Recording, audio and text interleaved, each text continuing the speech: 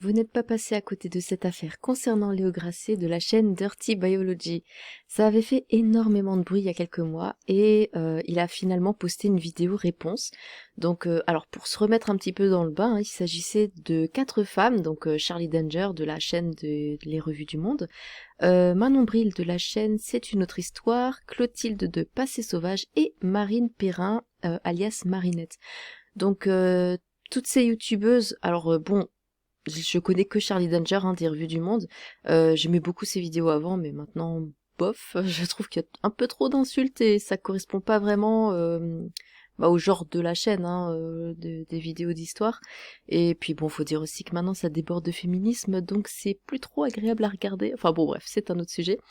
Du coup, il y a eu cette vidéo de Mediapart que je vais vous montrer là, où étaient invitées ces filles et où elles ont expliqué ce qu'elles reprochaient à Léo. Alors, pour ma part, moi, tout ce que j'ai retenu, c'est qu'il se comporte comme un connard avec les femmes, hein, certes, mais c'est tout. Bon, après oui, c'est pas gentil d'être méchant, mais est-ce que c'est réellement une excuse pour l'afficher comme un criminel? Je sais pas. Alors bien sûr, tout le monde, hein, sur les réseaux sociaux a réagi de manière excessive, comme d'habitude, hein, vous me direz. Bon, après, moi aussi j'ai été surprise, hein, je vous le cache pas. J'ai jamais regardé ses vidéos, hein, à Léo Grasset, mais je le connaissais quand même un peu parce qu'on parle souvent de lui, il est un petit peu partout. Et bon, bah il m'avait l'air d'un garçon sympathique, quoi. Donc oui, j'ai été un peu surprise d'apprendre qu'il se comportait comme ça avec ses copines, mais après, encore une fois, enfin, ça va beaucoup trop loin. Dire ça, c'est des histoires privées, et voilà, je pense qu'on est beaucoup de filles euh, à être tombées sur des connards ou quoi, mais on va pas les afficher comme ça, on va pas essayer de détruire leur vie, même si, bon, c'est vrai que quelquefois c'est un petit peu tentant, mais non, on ne fait pas ça. Du coup, voilà, je pense que c'est allé un peu trop loin. Alors, il a fait donc sa vidéo réponse qui dure 34 minutes, vidéo que je n'ai pas regardée. Voilà, je ne l'ai pas regardée, je ne sais absolument pas ce qu'il dit dessus, donc je vais découvrir ça avec vous. Voilà, donc c'est parti. Cette vidéo n'est pas un épisode de vulgarisation, Ah oui, parce que évidemment, comme d'habitude, voilà, elles disent oui, il a fait ceci, il a fait cela, donc bah lui, ça fait combien? Ça fait 5 mois, bah voilà, ça fait 5 mois depuis cette affaire qu'il n'a plus sorti de vidéo. Et puis voilà. Vous l'aurez remarqué, c'est un petit peu comme avec la vidéo d'Amaru, hein. C'est très simple, avec un décor tout triste comme ça, enfin c'est vraiment le format il faut qu'on parle par excellence, hein, sur YouTube. Donc allez, on y va.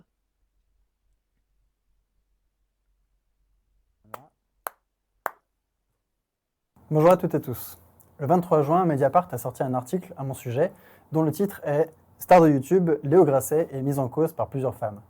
Le journal a par la suite publié un live sur YouTube présentant en vidéo les témoignages de quelques personnes qui ont participé à l'article et d'autres parutions médiatiques ont relayé le contenu du papier. Les accusations sont très diverses. Si vous n'avez pas lu l'article, il en ressort que j'aurais une conception floue du consentement, des comportements toxiques variés avec les femmes, incluant le stalking, le lovebombing, la manipulation, allant jusqu'à une accusation de viol. Dans cette vidéo, je veux répondre à tout ça. J'ai eu une vie amoureuse parfois bordélique, et il m'arrive aussi de faire des blagues de gros beauf, mais cependant, l'article dresse un portrait de moi qui est malhonnête. Il construit un personnage toxique à coups d'insinuations et de citations tronquées. Dans cette vidéo, je vais vous montrer quels procédés sont utilisés et donner ma version des faits. Mais avant de commencer, une chose. J'ai bien conscience que cette vidéo sort très longtemps après le premier article. Internet a largement eu le temps de se passionner pour de nombreux autres dramas et l'intérêt public autour de tout ça est déjà bien descendu. Des personnes investies depuis des années dans le projet de la chaîne ou des connaissances diverses n'ont pas eu de nouvelles de ma part depuis des mois. Et pour ça, je suis sincèrement désolé. C'est juste que j'ai été forcé d'attendre.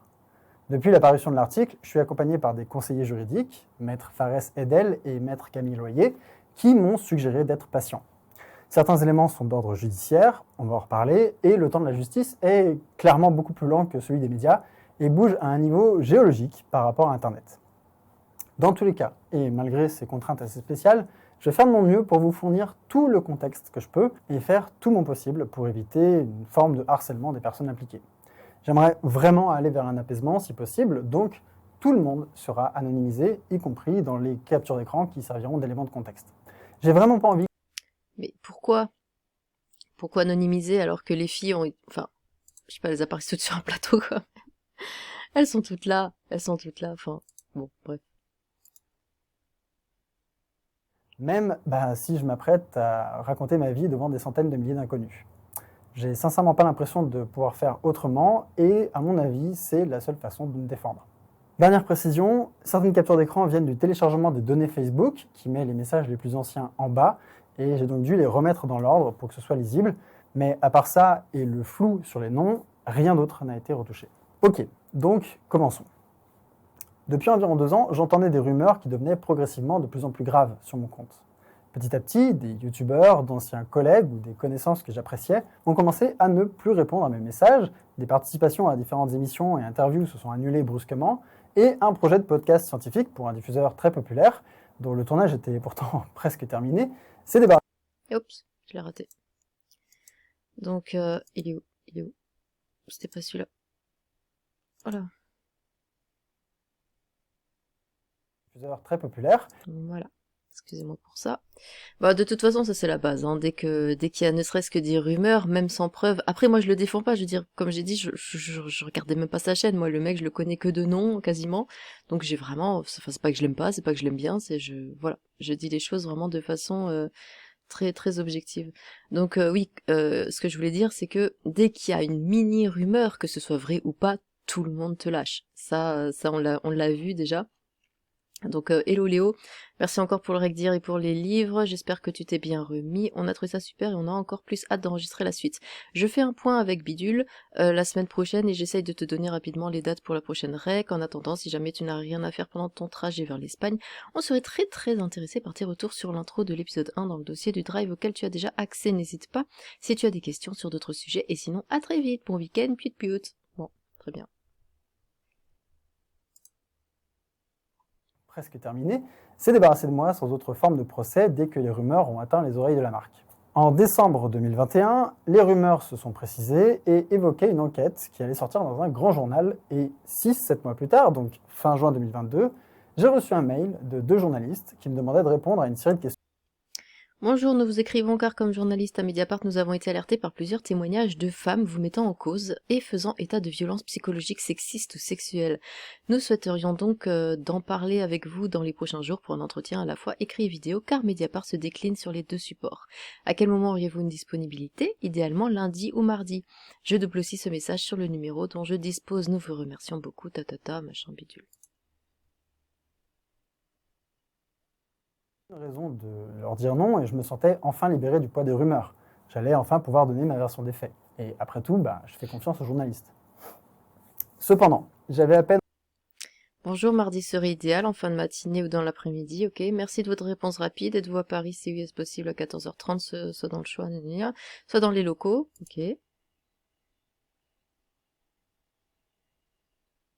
Lecture de contrat sur la chaîne m'a proposé d'attendre un peu et de voir avec un avocat spécialiste en droit pénal, Fares Edel. Ils m'ont très fortement conseillé de ne pas répondre en l'état aux questions des journalistes. Leurs arguments étaient très solides, et après tout, c'est eux les experts, donc j'ai décidé de suivre le conseil, comme l'indique effectivement l'article. Star de YouTube, mis en cause par plusieurs femmes, à tête d'une chaîne spécialisée de vulgarisation, le trentenaire est mis en cause par plusieurs vidéastes, l'une d'entre elles l'accuse de viol, cette autre affirme avoir subi des violences psychologiques sexuelles ou avoir constaté un comportement jugé problématique, questionné, il n'a pas souhaité répondre. Oui, ça on l'a vu.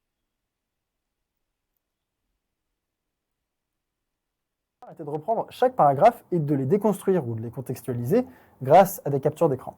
Comme ça, même sans me croire sur parole, il était possible de se faire une opinion sur la seule chose qui compte, les faits. Le problème, c'est que je ne suis pas un média et je ne profite pas de leur passe-droit juridique, et donc je ne peux pas identifier qui que ce soit dans des conversations privées sans m'exposer à des poursuites. J'ai donc dû réduire, donc faire une version plus courte, qui reprend quelques points importants de ce que j'avais prévu au départ. Il y aurait largement plus à raconter, évidemment, mais j'espère que ça fournira quand même une bonne idée de ce que j'avais prévu de faire à la base. L'article commence en établissant le décor d'une relation que j'aurais entretenue avec une youtubeuse de vulgarisation. L'article suggère que... Après, je reviens un petit peu à ce qu'il a dit avant, c'est que le problème, en fait, dans quand il se passe quelque chose comme ça, c'est quand on ne répond pas, on est tout de suite vu comme... disons, oui, on est l'agresseur, quoi. Si on ne se défend pas, c'est que les autres ont raison.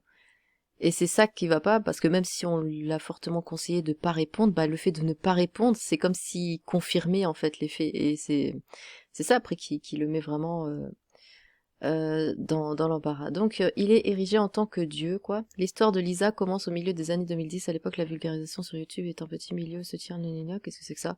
Léo Grasset est charismatique et sympa. Lisa, qui a à peine 18 ans, s'entiche de lui. Ils se parlent souvent, à distance, sur Skype ou Messenger. Il vit à l'étranger, ils flirtent. Quand ils auraient couché ensemble à l'été 2015, il est très gentil, se souvient-elle, pardon. Pourquoi aurait? Leur relation est vite chaotique. Léo Grasset aurait pris ses distances puis renoué. Elle suit, j'avais énormément d'admiration et de respect pour lui, et dans notre milieu, il est érigé en tant que dieu, hein, rien que ça. Selon Lisa, il se voit de temps en temps, aurait parfois des relations sexuelles, puis disparaît de nouveau, sans qu'elle ne sache où, ni avec qui, parfois dans des forums de... Mais qu'est-ce que ça a à foutre en public, ça? C'est... Oui, ok, il s'est comporté comme un connard avec toi, mais ça a rien à faire là. Il se moque d'elle, mais en privé revient vers elle. Le truc qui est devenu excessivement malsain, c'est que j'étais retombée dans l'engrenage de l'admiration, de l'emprise, raconte la jeune femme. Ses sentiments contrastés lui auraient provoqué une espèce de... Et alors? Pardon, hein, mais et alors? Enfin, ça n'a rien à foutre sur les réseaux sociaux, ça n'a rien à foutre en public. C'est des histoires privées. Le mec, bon, ouais, il s'est amusé avec toi, il s'est amusé avec tes sentiments. Bah, c'est pas cool, je le sais très bien. Je veux dire, je suis une fille, je crois qu'on est beaucoup de filles à être passées par là, mais ça n'a rien à foutre sur des réseaux sociaux. Et c'est pas pour ça que enfin, que c'est un criminel, quoi. Enfin, parce que là, il est vraiment vu comme ça, donc bon.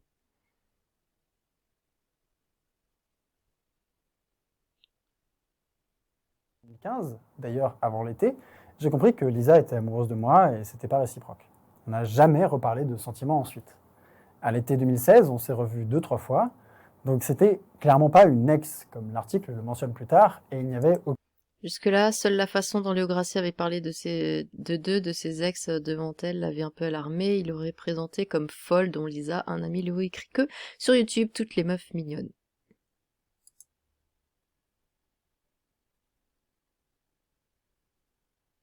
L'article relate ensuite l'accusation de viol. Oui, bon, après ça pour les gens, t'as couché avec quelqu'un, voilà, c'est bon, même si tu la revois plus, ça devient une ex. En général, les gens pensent comme ça.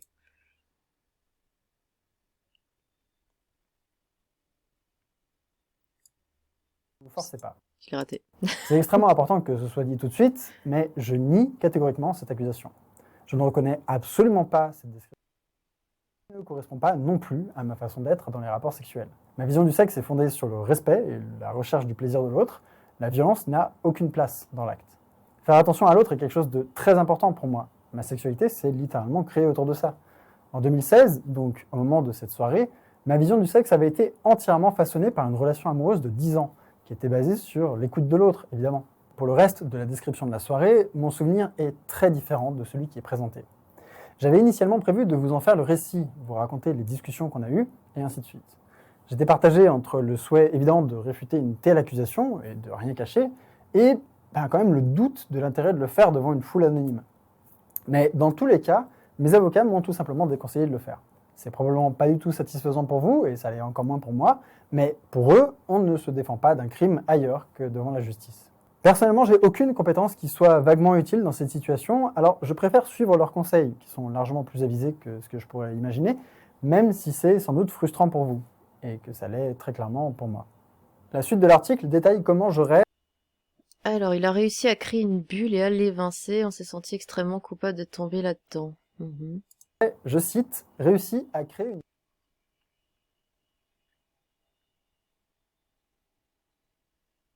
qui estime donc que j'ai une énorme responsabilité dans son exclusion de ce milieu professionnel. Mais n'oublie pas, tu es Dieu apparemment, tu es Dieu.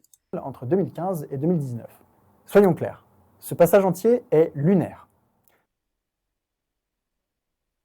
Plusieurs choses qui serviront d'éléments de contexte. Comme vous allez le voir, de nombreuses personnes interrogées dans l'article avaient leurs propres récriminations contre elle, et c'était des choses avec lesquelles je n'avais rien à voir, qui se passaient sans moi et qui sont parfois allées beaucoup trop loin. Voici par exemple le premier message d'une conversation. Ah bordel, pourquoi c'est aussi long? Alors, salut tout le monde, je sais pas si vous le voyez ça. Je reviens vers vous, encore désolé pour cette histoire de plagiat. J'ai préparé un texte pour un thread, comment ça plagiat? Pour un thread Twitter et je pense que je le mettrai sur Facebook aussi, mais une amie extérieure à YouTube qui a bossé dans la com politique, etc. m'a vraiment mise en garde en me disant que ça faisait trop acharnement avec l'aide de mes potes doctorants. J'ai donc refait une version beaucoup plus soft par rapport à celle que j'ai montrée, Pour info, je suis toujours sans réponse de, donc cette fameuse Lisa, bon c'est tout ce qui sert même. Depuis que je lui ai montré le témoignage détaillé le 8 mai, je la relancerai avant de poster, on verra en fonction de sa réponse.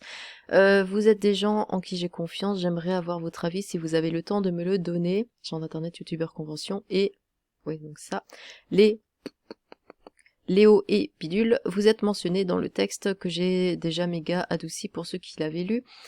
Il me manque un élément important, j'ai contacté une des journalistes qui a écrit qu'elle était doctorante en bidule, en lui expliquant le problème évidemment, elle veut corriger son article, elle essaye d'appeler la fac depuis mercredi, mais avec les blocages, elle n'a pas de réponse, je suis sûre à 99,999% que Lisa est qu'en licence, mais je sais pas si c'est une L1, L2, L3, et j'ai besoin d'assurer un max cette info.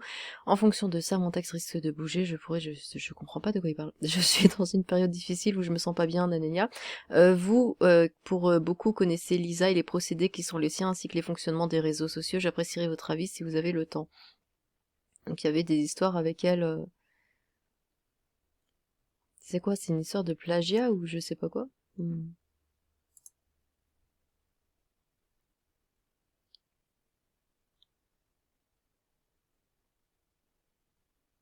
Elle avait invité de nombreux créateurs sur YouTube et diverses personnalités d'Internet dans une conversation Facebook. Dès le premier message, elle explique rechercher des conseils et du Donc oui, je reviens vers vous, encore désolé pour cette histoire de plagiat, j'ai préparé un texte, Oui, c'est ce qu'on a eu. soutien de collègues dans le cadre d'un conflit avec la personne qui témoigne sous le pseudonyme de Lisa dans l'article.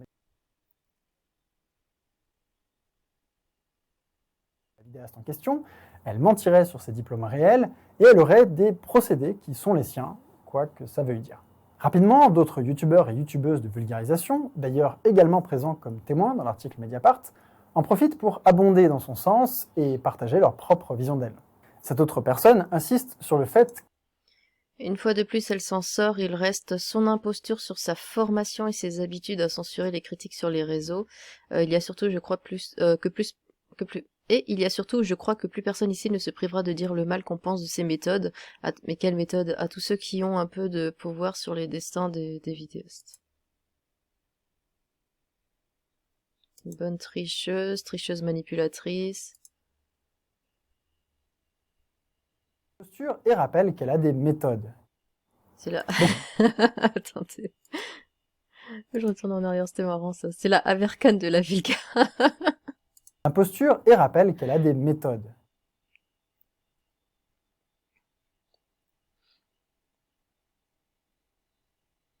Pour éviter les critiques, et ainsi de suite. Certains expliquent dans la conversation qu'ils ont eu leurs propres ennuis avec Lisa, comme ce youtubeur qui raconte un conflit qu'il a.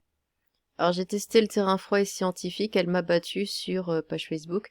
Tu fais comme tu veux, mais si tu ne veux pas prendre garde à cet aspect-là, la réaction des gens risque de te faire tout drôle. Moi, ça m'a scotché quand ça me l'est arrivé.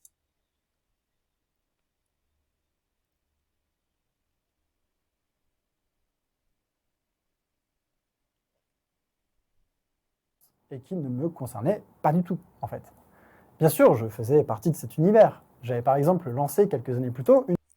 Ok, Loto, je viens lancer une discussion, pas un lynchage s'il vous plaît, sur le plagiat dans le monde des vidéastes. On se connaît, on est relativement peu nombreux, on s'aime bien et on s'influence beaucoup les uns les autres. Perso, j'ai tout voulu à bidule, c'est donc normal que l'on s'inspire des autres. La création, après tout, c'est surtout piquer une bonne idée, plus la remixer.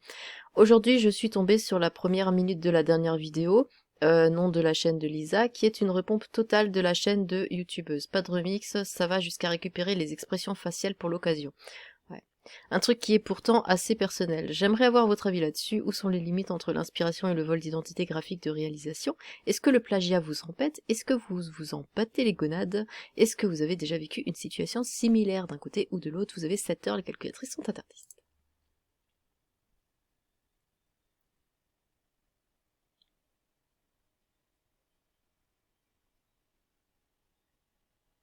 Les réponses à cette discussion avaient été intéressantes, globalement respectueuses, mais aussi très éclairantes sur. Donc elle reste intellectuellement malhonnête et relativement lâche. Elle a prouvé par le passé n'avoir qu'un très vague sens de l'éthique et aucune vraie idée sur ce qu'est la vulgarisation, et pour ces raisons, elle ne mérite aucun bénéfice de doute concernant ce qui peut être du plagiat, ou peut-être pas du plagiat, et donc très probablement du plagiat. Quoi? Le problème étant que son public lui pardonnera et qu'une accusation publique n'aura sans doute guère de débouchés favorables.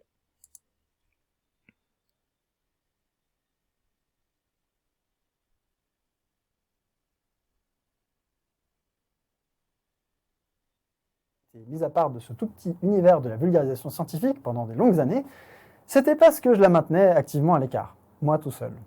Beaucoup de ces personnes avaient leur propre conflit avec elle, et d'ailleurs pour certains la situation est passée d'une indifférence lointaine à une hostilité franchement déclarée. Dans la conversation de groupe de 2018 que je mentionnais précédemment, on apprend par exemple que la personne concernée... Bon, encore désolé pour cette... Ah oui, bah c'est ce qui a été mis, non, déjà? J'ai préparé un texte pour un trait Twitter et je pense que je le remettrai sur Facebook aussi, mais une amie extérieure à YouTube qui a bossé dans la COP politique, etc. m'a vraiment mise en garde en me disant que ça faisait trop d'acharnement.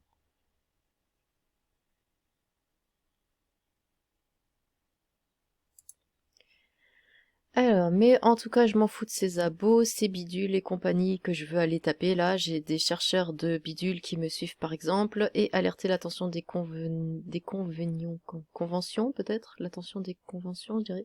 Aussi, même les spectateurs, ils vont avoir un genre de doute. Je comprends rien.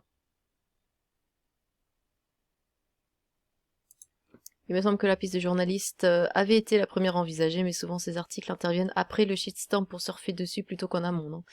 La piste du journal, c'est en effet Bidule qui avait proposé de faire un article, mais comme il n'y a pas d'autres traces que des témoignages, c'est pas suffisant.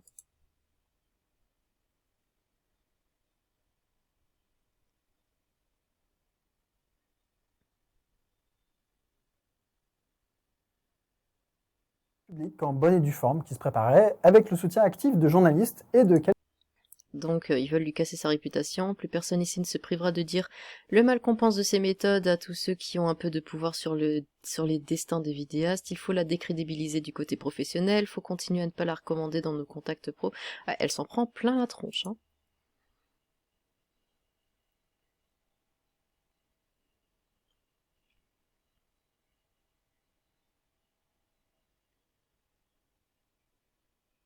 se souviendront et que je ne mettrai pas ici parce que ce serait le ban définitif de ma chaîne. Sans toute cette remise en contexte, il ressort de ce segment de l'article l'impression que j'avais conspiré dans l'ombre pour lui nuire, une entreprise de décrédibilisation. Bah c'est ce qu'elle disait, hein. Elle disait que si tout ça lui arrivait, c'était à cause de lui, c'était lui qui était à la tête de tout ça en fait, l'entreprise de décrédibilisation devant plusieurs personnes que nous avons interrogées ou dans des groupes de discussion. Léo Grasset tient dès 2016 à de nombreuses reprises des propos dégradants. Oui voilà, c'est ce qu'ils avaient expliqué en fait, que tout venait de lui. Enfin bon.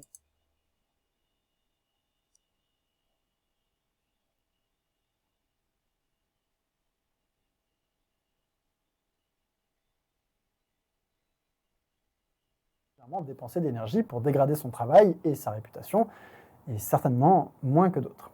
Perso, j'ai jamais contacté de journaliste pour qu'il fasse un papier sur elle dans la presse. Réalisez juste à quel point cette accusation est absurde. Si des youtubeurs célèbres pour leur érudition passaient leur soirée à imaginer des plans pour la détruire publiquement, qu'ils ne l'invitaient pas aux gros événements qu'ils organisaient, qu'ils se prenaient le chou avec elle pour des histoires de plagiat, de sources ou de je sais même plus quoi, ce serait parce que moi, tout seul, j'aurais inspiré tous ces gens à le faire. Incroyable conspirateur que je suis. Il semblerait que plusieurs d'entre eux aient fini par se réconcilier avec cette personne, ce qui est une bonne nouvelle. Et d'ailleurs, cette ambiance stérile et anxiogène... Oui. D'ailleurs, bah, Manon Bril, bah, c'était... Bon, elle l'a dit elle-même, hein, qu'elle avait participé à ça. Et finalement, elle est apparue sur une vidéo de cette Lisa, où elle avait l'air de très bien s'entendre. Et puis elle dit oui, maintenant on s'entend très bien, tout ça, alors que... Enfin, elle a essayé de la détruire juste avant, donc après la Lisa, bon... Elle est assez sympathique, hein, quand même, pour l'accepter dans sa vie comme ça, mais bon.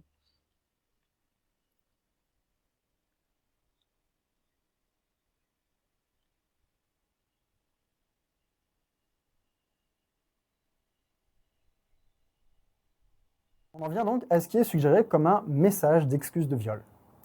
Les journalistes de Mediapart semblent insinuer ici un lien entre un message d'excuse et l'accusation de viol mentionnée en début d'article, qui aurait eu lieu lors de la soirée de juillet 2016. À ce stade de la lecture, on a encore évidemment en tête l'accusation extrêmement grave, et ce que suggère l'article, c'est que... Donc, d'après son récit, Léo Grasset se serait excusé expliquant à propos de la nuit de juillet 2016 qu'il était bourré et parlait d'une erreur de jeunesse. J'aurais donc fait cette prise de contact pour m'excuser d'un viol. Cependant, les journalistes de Mediapart ont étrangement... Alors, qu'est-ce qu'il dit? Yo-yo, je viens de mater ta vidéo de sujet de vidéo. Elle est franchement nickel et je sais que Pewt et Pewt ont aidé et c'est vraiment bien. Le fait que tu sois autocritique sur ton ancien format sur un thème, en montrant visuellement celui de sur une ancienne vidéo en plus, c'est insupportable, hein. Comme ça. Et le message sur le fait qu'on pouvait tous se planter m'amène à un autre truc. Bon, il est tout à fait possible que tu t'en connes royalement de ce que je vais écrire, mais au moins je l'aurais fait, au moins pour moi, je veux profiter de ce message pour m'excuser. Déjà, j'aime pas trop l'idée de passer ma vie avec des tensions non résolues, et en plus je pense que c'est juste normal de ma part de le faire. J'ai pas été correcte avec toi quand on s'est revu en 2016, même si c'était no string attached. Quoi? Ça n'aurait pas coûté grand-chose de communiquer plus. En plus, connaissant le reste de notre histoire, j'estime que ça me revenait un peu de poser les trucs à plat très clairement, mais bon, je l'ai pas fait. Bon, c'était une période particulièrement bordélique de la vie, et ça va mieux maintenant, mais ça n'excuse rien. Je mentionnerai pas les trucs merdiques qui ont suivi, les dramas sur YouTube, les histoires avec bidule, etc. L'idée est vraiment de faire la paix avec tout ça, et ne plus garder de rancœur ou de froideur particulière. Une neutralité m'irait déjà pas mal. Dans tous les cas, je t'encourage carrément à continuer dans cette voie pro. Voilà, c'est chelou à écrire et à lire, j'imagine, mais au moins c'est fait.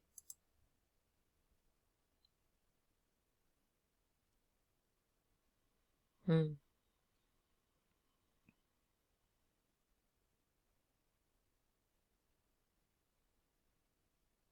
Des mois et des années de tensions stériles dans le milieu professionnel, et vous comprendrez que j'avais une très bonne raison de vouloir apaiser ces tensions pour vivre mieux, tout bêtement. Bref, j'avais l'impression de l'avoir déçu sur ses attentes.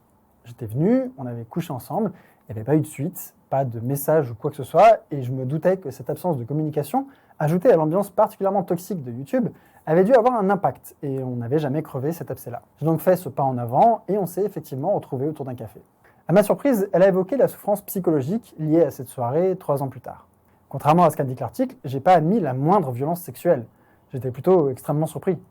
Je me souviens d'une conversation très étrange, ce qui n'est pas si étonnant vu que l'idée était de poser à plat un maximum de tension. Je me souviens avoir aussi suspecté qu'elle m'ait enregistré à ce moment-là et lui avoir demandé si elle était en train de le faire. Et j'exclus pas du tout qu'un enregistrement puisse sortir un jour. Elle avait l'air vraiment affectée et nerveuse, et je me souviens très clairement m'être excusé d'avoir généré de telles émotions négatives en elle. C'était la seule chose à faire de toute façon. Et la conversation s'est finie de façon apaisée, à la fois sur place, puis par message. Comme je l'avais raconté à l'époque à l'une des vidéastes, qui témoigne dans l'article Mediapart, j'avais vraiment l'impression que ça avait été utile, que la conversation s'était bien terminée, et elle m'avait même surpris en racontant à la fin des détails de sa vie sexuelle, donc tout me semblait apaisé. Ce sont les derniers échanges que j'ai eus avec Lisa. Le fait que l'article omette une partie quand même assez importante de mon message a deux explications possibles. Soit les journalistes n'ont pas eu accès à l'ensemble du message, et à un élément de contexte plutôt important puisque son interprétation en dépend, soit les journalistes l'ont eu, mais ne l'ont pas mis, ce qui leur permettait d'offrir une interprétation qui colle mieux avec le personnage construit dans le reste de l'article. D'autres citations de l'article sont aussi tronquées, d'ailleurs. Par exemple, celle-ci, qui révèle que je suis parfois somnambule.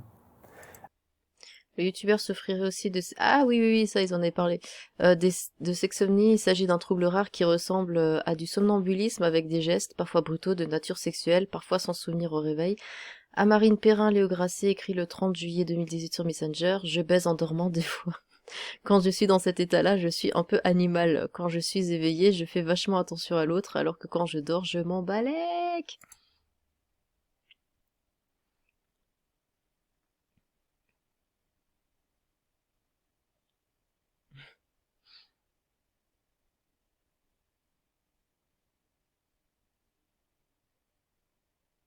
Sexuelle. C'est assez rare et les quelques personnes qui ont pu l'observer sont des gens avec qui je dors souvent et qui sont donc mis au courant. La sexomnie n'est pas violente puisque je dors. D'ailleurs, aucun témoignage négatif n'est associé à ça dans l'article. C'est juste lâché comme ça, en laissant au lecteur le soin d'en tirer les conclusions qu'il veut. Ce qui est littéralement la définition d'une insinuation. Les journalistes n'ont pas mentionné que je parlais en dormant, ce qui est le cas, ou que j'éternue toujours 3 fois, ou je sais pas quoi d'autre. Non, non, elles ont parlé de sexomnie. Et si elles voulaient parler de cette particularité-là, que je possède, et pas des autres, c'est probablement parce qu'elles estiment qu'elle éclaire d'une façon ou d'une autre le reste, alors même que ça n'a pas de rapport. C'est un élément de vie privée, confié dans une conversation intime où je me sentais à tort, en sécurité, et qui est à mon avis utilisé ici afin de servir un propos. On essaye de me décrire comme quelqu'un qui, au plus profond de lui-même, a un problème avec le sexe. Quelque chose comme « il force les gens même en dormant ». Imaginez un peu. Comme si ce trouble était automatiquement lié à une mentalité particulière. Je suis certain que toutes les personnes somnambules ont dû apprécier ce petit passage aux accents psychophobes. Toutes les citations de l'article ne sont pas tronquées. Certaines sont aussi prises à l'envers. Vers la fin de l'article, un vidéaste mentionne par exemple une discussion qu'on a eue par message. Voilà la citation d'origine, dans laquelle... Donc, choqué par les confidences de Manon Bril, Romain Monté de la chaîne Linguisticae raconte avoir confronté Léo Grasset sur Messenger en avril 2020. C'est vrai qu'il en avait parlé ça sur Twitter, je crois. Franchement, Léo, what the fuck aussi ton comportement avec les meufs, non, arrêtez de dire meuf. Écrit Romain, si tu respectes les femmes, arrête de dire meuf, quoi. J'ai clairement des torts, hein. Il y a un peu de slut shaming. Français, s'il vous plaît. Stigmatisation du comportement sexuel de certaines femmes. Merci. Là-dedans, effectivement, un peu de vraie merde que j'ai faite ici et là et du storytelling.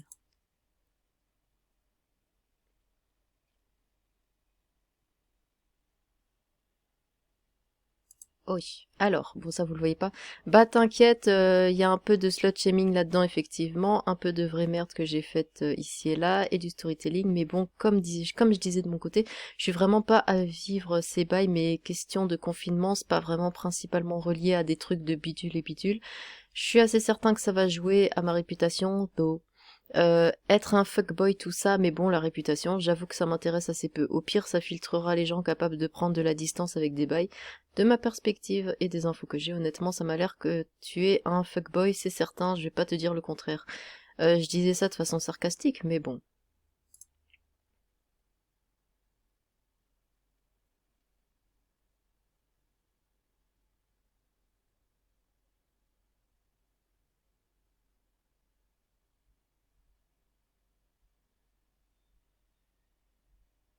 Je ne pourrais pas répondre paragraphe par paragraphe comme je l'avais prévu initialement. C'est le problème de la loi de Brandolini. Ça prend plus de temps et d'énergie de répondre à des erreurs que de les émettre. Mais il me semble important de comprendre à quel point les citations utilisées dans l'article peuvent manquer d'un contexte qui parfois change leur sens et qui à minima change leur impact. Prenez cette citation, par exemple. À un ami, Léo écrit que sur YouTube, toutes les meufs mignonnes ou bonnes, même, hop, elles sont niquées de la tête, ou en dépression à cause de moi. J'ai retrouvé la discussion complète dans laquelle je faisais une présentation du monde de YouTube à une personne. Donc là, il dit en haut, vous le voyez pas, toutes les meufs mignonnes sont bonnes, machin, mais elles sont niquées de la tête. Ok. Ou en dépression à cause de moi. Oups, youtubeur, moi qui pensais que ça sniffait de la coque entre les seins des journalistes combinés. Très décevant comme milieu. Ah bah j'aimerais. Pardon, je rigole.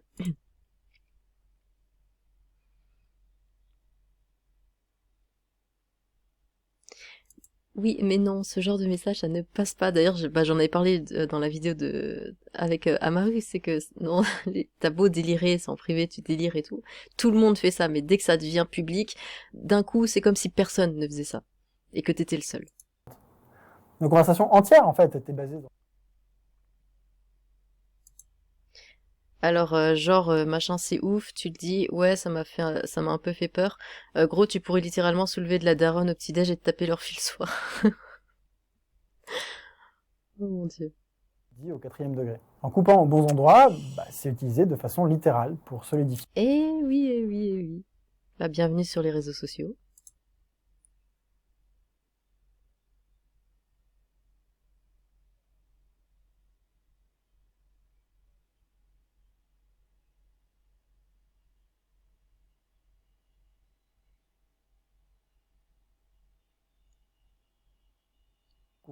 Et ce, sur le conseil de mes avocats. Pourtant, on retrouve cette formulation pas moins de 5 fois dans l'article et dans l'entête, et elle a pour effet d'insinuer que, à chaque fois, j'esquive des questions qui seraient particulièrement gênantes pour moi. Ce qui donne énormément de force à la déclaration qui précède, évidemment. Bah oui, bah c'est ce que je disais au début de la vidéo, c'est que dès que tu dis ouais, j'ai rien à dire ou quoi, c'est comme si tu confirmais les faits. C'est comme si tu disais oui, tout est vrai. Puisqu'elle taperait juste très utile pour suggérer un aveu de culpabilité, peut-être. En tout cas, le fait de le répéter une fois toutes les 2 pages instrumentalise ma...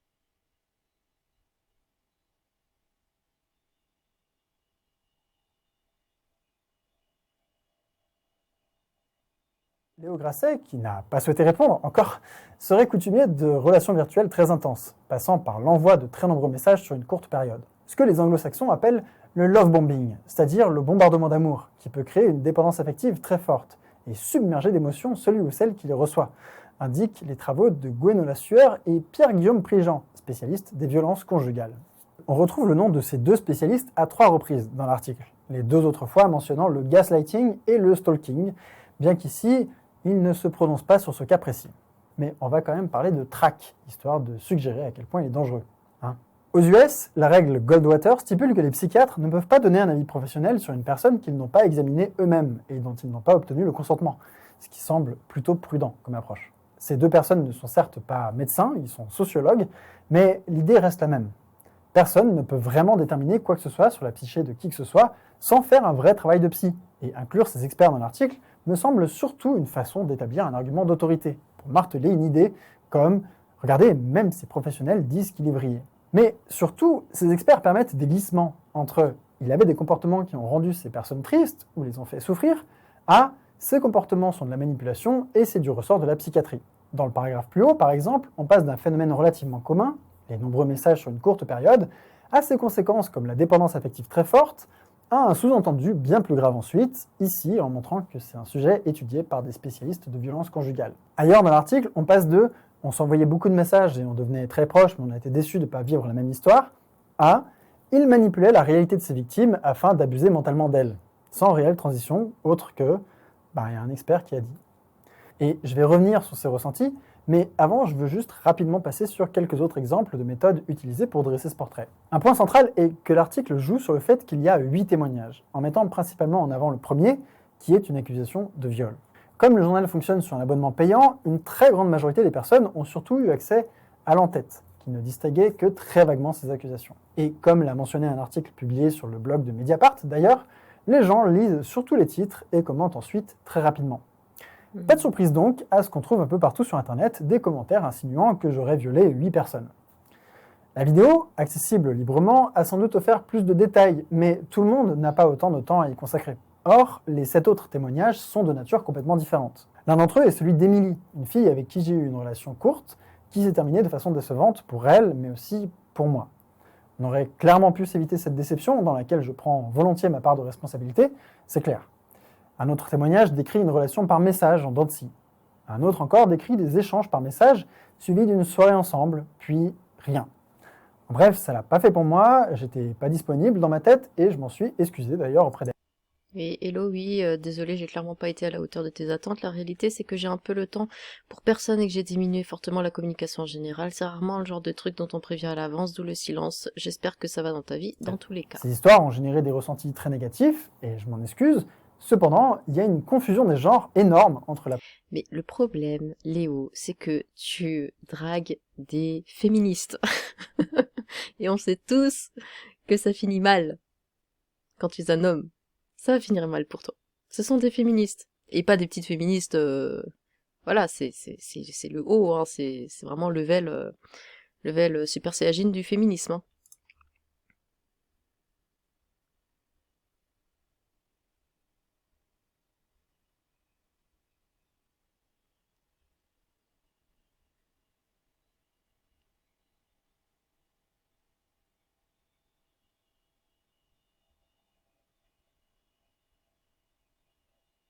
de viol du début. Un mec qui stalk, qui harcèle ou qui déçoit tout le monde semble plus crédible comme violeur que quelqu'un qui n'a pas tout ça. Qui vole un œuf, vole un bœuf, et ainsi de suite. C'est la même pente savonneuse que celle qui est suggérée par l'utilisation des citations d'experts.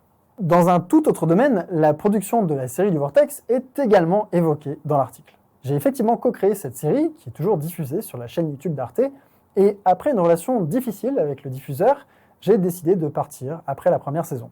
Dans cette partie, le portrait dressé par les journalistes se décale du plan personnel vers le plan professionnel. Le producteur de la série, que j'avais d'ailleurs invité sur le projet quand on était en phase de conception avec la chaîne, déclare par exemple que c'était le premier et dernier tournage qu'il a fait avec moi. Une autre personne qui représente la chaîne va dans son sens en expliquant que mes comportements avaient même mené à une rupture de la collaboration. J'ai eu des expériences de taf très diverses, avec des gens très différents, certaines très cool et d'autres largement moins, et même si des collaborateurs qui ne s'entendent pas est toujours regrettable, le lien avec le reste de l'article est au mieux ténu. La démarche ici, qui consiste à insister sur à quel point je serais une personne horrible dans tous les domaines de ma vie, y compris professionnel, manque un tout petit peu de subtilité. Cette partie-là est évidemment hors sujet, mais bon, je veux quand même vous offrir un résumé, parce que pendant des années, j'avais évoqué à demi-mot pourquoi je ne retournerais pas dans cette série, donc c'est l'occasion d'offrir un petit éclairage. Et puis, vous êtes là pour avoir du potin. Ouais, je suis désolée, hein, je parle pas beaucoup, mais c'est parce que je suis concentrée sur ce qu'il dit. Donc voici du potin. En 2018, dans un podcast que je tenais sur YouTube avec l'une des témoignantes de l'article d'ailleurs, j'ai critiqué un documentaire d'expédition produit par ce même diffuseur. J'avais participé à cette expédition et j'avais vu les méthodes de réalisation et observé le résultat que je trouvais symptomatique de la différence entre YouTube et la télé. Le rendu était plutôt décevant. Et dans le podcast, j'ai lâché « c'est de la merde ». Pas hyper diplomate, on est d'accord, mais j'ai accompagné cette punchline d'arguments assez valides, à mon avis, sur les méthodes de production à la télévision et la perte de spontanéité que ça entraîne. Quelques jours ou semaines plus tard, j'ai reçu un mail venant de la... Donc bonjour, machin qui travaille dans mon équipe m'a donné votre numéro de téléphone portable, j'ai essayé de vous contacter et vous ai laissé un message pour vous proposer un rendez-vous à Arte début juin. Pourriez-vous s'il vous plaît me rappeler pour convenir de la date? Je vous remercie cordialement. Direction du diffuseur qui me demandait un entretien dans son bureau à Paris. En très bref, je me suis pris un gros coup de pression et la direction m'a appris que j'avais le choix. Soit je m'excusais par mail à l'ensemble de la division qui était chargée de la...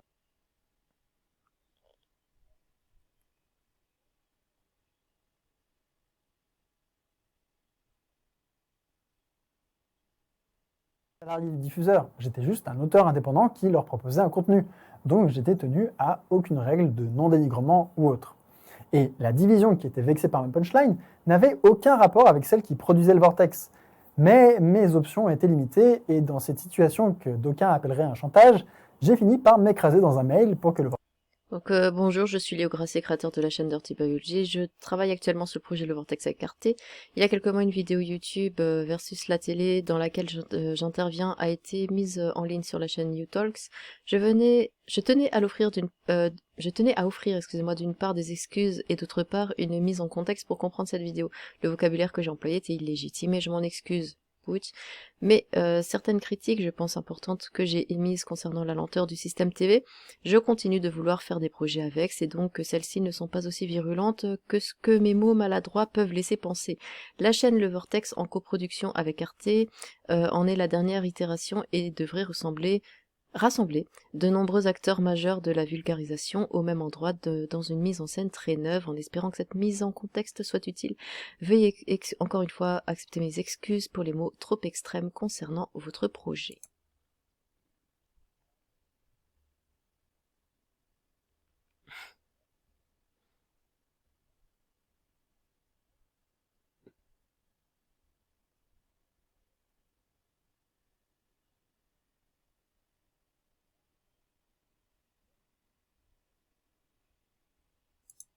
Donc hello Léo, c'est donc le jour J. Nous n'avons pas eu malheureusement l'occasion de nous parler depuis un long moment. Je pense par incompréhension et surtout par pas mal de malentendus. J'espère que nous pourrons le faire de façon sereine dans un futur proche. Sache que je suis très contente d'avoir pu lancer ce projet chez Arte et cela grâce à toi. Bravo pour toutes les dernières vidéos que tu as faites sur ta chaîne, sur ta propre chaîne, et je suis aussi clairement fan de ce que fait ton frère. Quel talent! Ouais, son frère il est super cool. Quel talent! Belle route à toi et qui sait à un de ces jours.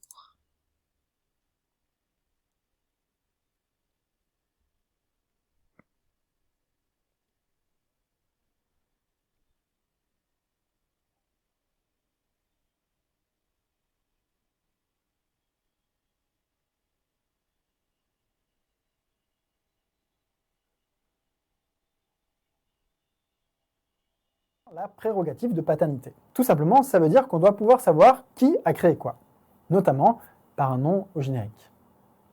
Embêtant. Voilà, bon bref, il y aurait évidemment beaucoup d'autres trucs à raconter, des paragraphes de l'article entier qui mériteraient sûrement leur propre contexte, mais comme je le disais en début de vidéo, je veux faire court. Évidemment, je suis sans doute la personne la moins objective au monde pour en parler, mais je suis quand même assez étonné de cet article. Mediapart est un journal qui s'est construit une excellente réputation grâce à leur travail d'enquête, et l'article a profité de la street cred du journal. Et du point de vue, certes, extrêmement subjectif où je me place, je le vois de nombreux problèmes. L'article entremêle insinuations et informations, un nombre alarmant de citations font contresens, sont tronquées ou sont interprétées d'une façon très biaisée, qui sert à un storytelling général. Les témoignages comme celui d'Arte sont là pour créer un personnage malsain en tout, non seulement toxique avec les gens, mais également dans son travail. La démarche journalistique d'introduire ce témoignage et d'autres révèle ce qui a été, à mon avis, un projet de cet article. Créer un portrait qui soit convaincant par tous les moyens. Et parfois, ce sont les choses qui manquent qui sont perturbantes. Par exemple, le fait que la grande majorité des gens qui sont dans l'article se connaissent entre eux n'est pas vraiment mentionné. Je dois pourtant avoir des photos de groupe où la plupart de ces gens sont dessus. Ils sont pour la plupart collègues, amis ou même plus. Le milieu de YouTube est minuscule, et si je comprends tout à fait que ces personnes soient dans une démarche de protection de leurs amis, je suis en revanche étonné du choix des journalistes de ne pas mentionner qu'il s'agisse d'un petit groupe très connecté, pas des inconnus. Ça aurait pu être intéressant à évoquer parce que, comme je le disais en début de vidéo, ça faisait plus de 2 ans que j'entendais parler de rumeurs, et j'imagine qu'elles ont commencé bien avant. Ça a laissé largement le temps pour qu'il y ait une relecture de ma personne qui se fasse sous un prisme largement moins flatteur, plus ou moins collectivement. Mediapart a d'ailleurs instauré la pratique des boîtes noires, un pied de page où les journalistes peuvent détailler la méthode et l'historique de leur enquête, le temps qu'ils y ont passé et ainsi de suite. Et dans celui de l'article, on n'y trouve que la mention au fait que j'ai refusé de répondre à leurs questions. Cependant, et au-delà de ce que je pense de la démarche et de la qualité de ce papier, il faut bien admettre une chose. Ça fait beaucoup de gens qui sont suffisamment déçus de moi, ou même blessés, pour être suffisamment motivés pour témoigner devant des journalistes. Et je voulais consacrer la fin de la vidéo à expliquer tout ça. Pour le résumer très rapidement, j'ai été extrêmement volatile dans mon rapport aux gens. Dire que j'étais un fuckboy ou un connard avec les meufs décrit juste un aspect de la chose. Et surtout, j'ai été très fasciné par ces gens, très attaché rapidement à de nombreuses personnes. De très nombreuses fois, j'ai déçu des gens qui m'étaient très chers, tout simplement parce que j'anticipais pas l'effet des messages que j'envoyais ou que je ne communiquais pas assez bien et que j'ai mal perçu les attentes qu'elles pouvaient développer. Oui, tu es un homme. Il y a plein d'aspects à tout ça. Par exemple, je pense avoir mis du temps à intégrer le décalage entre la façon de me voir moi-même et ce qui est projeté à cause de mon métier, de la façon dont je le fais, et ainsi de suite. J'ai aussi été très inconstant dans mes échanges entre 2018 et 2019, notamment à cause d'un emploi du temps très erratique pour la production de documentaires à l'étranger. Pour les seuls 6 premiers mois de 2019, je suis allé en Australie, au Japon, en Centrafrique, au Svalbard, aux États-Unis, et tout ça en 6 mois. En d'autres termes, j'étais tout le temps dans mon sac à dos, jamais disponible réellement, mais très présent par message. Et ça a créé des déceptions très importantes, ce que je regrette. J'ai effectivement eu à faire un travail aussi sur mon rapport à la séduction. J'aimais beaucoup trop rencontrer des nouvelles personnes et je me mettais pas du tout de filtre en le faisant. L'essentiel de ma vie sentimentale a été pendant longtemps celle d'un mec qui a passé 10 ans avec une seule personne et j'avais pas développé de mécanisme que la plupart des gens ont. C'est-à-dire faire attention, prendre du recul, ne pas émettre des messages à tout bout de champ.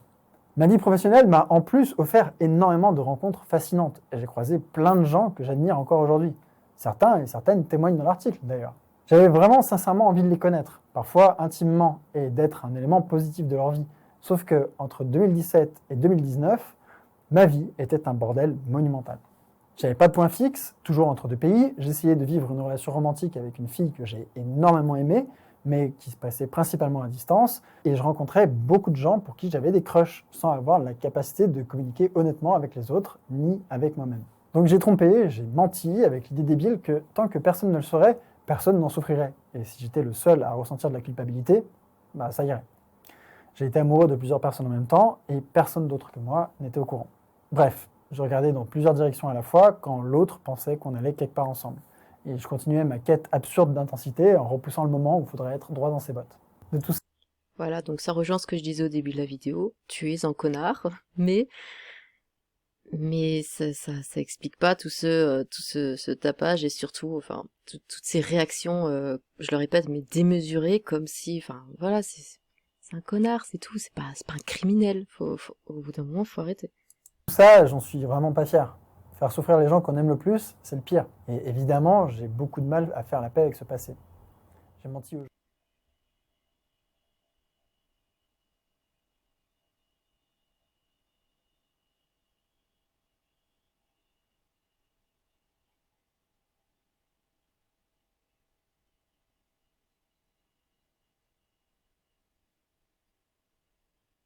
Sinon des remords et des souvenirs qui sont teintés par beaucoup de regrets. Donc voilà.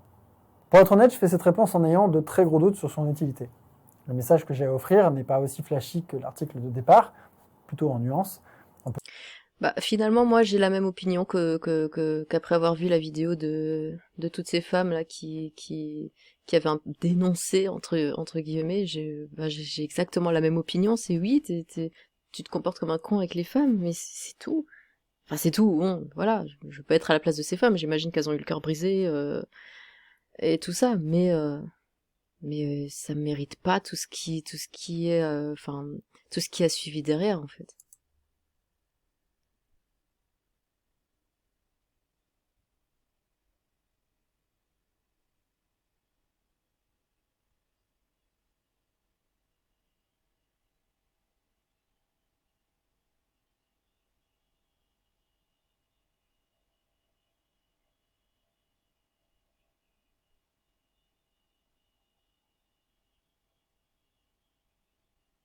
Média à part entière avec des millions d'abonnés au total. Et j'ai vraiment pas envie de jouer à ce ping-pong médiatique et de devenir un dramatubeur. C'est pas vraiment quelque chose qui me fait kiffer. Mais j'avais quand même envie de publier cette vidéo pour deux raisons. La première, c'est que j'estime que l'article vous a un peu pris pour des neuneux et je voulais vous montrer à quel point. Et l'autre chose, c'est que 2 ans de rumeurs m'ont volé une grosse partie de mon cercle professionnel. Cet article m'a volé ma vie et je ne me vois pas la reprendre sans au moins y répondre. Ce genre d'événement a des conséquences assez lourdes. Alors, je sais que quand quelqu'un qui est accusé évoque le cauchemar qu'il vit, c'est souvent vu comme une tentative d'auto-victimisation pour émouvoir l'audience et faire s'apitoyer les gens. C'est bien de le préciser parce que ça, je l'ai vu passer partout.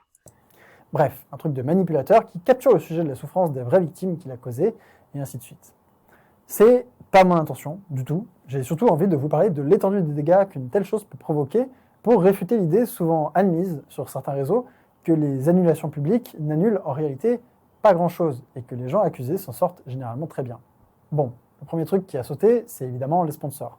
Comme l'avait très justement compris l'une des témoins, les partenariats institutionnels ou commerciaux sont très volatiles. Et en 2 jours, la majorité des partenaires dont dépend l'économie de la chaîne ont coupé les ponts. Avec la vague de soutien pour les témoins est venue une vague de harcèlement et de menaces envers moi. Les classiques porteurs de torches et de fourches sont venus me suggérer de me suicider, à un moment où j'avais effectivement T'as trompé tes copines, suicide-toi. Ah bah, il y aurait plus beaucoup de monde sur Terre, hein, si c'était vraiment le cas. pas mal d'idées noires, comme quoi on arrive à trouver un terrain d'entente, ou à m'assurer que s'ils me croisaient, ils me démontraient la gueule. Mes proches, surtout, ont été des victimes collatérales.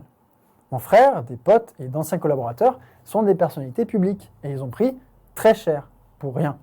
On leur a commandé de se justifier de leur lien avec moi, et certains ont littéralement su. Oui, oui, j'ai vu passer ça aussi sur son frère qui s'appelle Colabim. Colabim. Qui a une chaîne YouTube. D'ailleurs, je vous la conseille parce que c'est vraiment très bien. Et le mec a l'air aussi super sympathique. Enfin bon, voilà.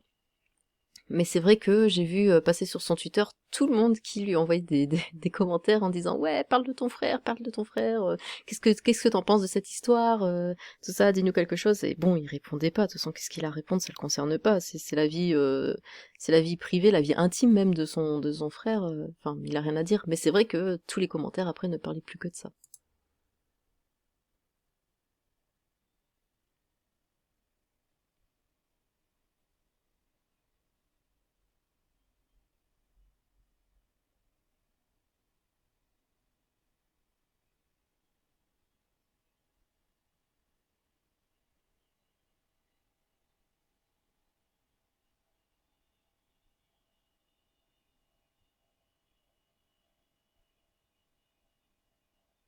C'est débile.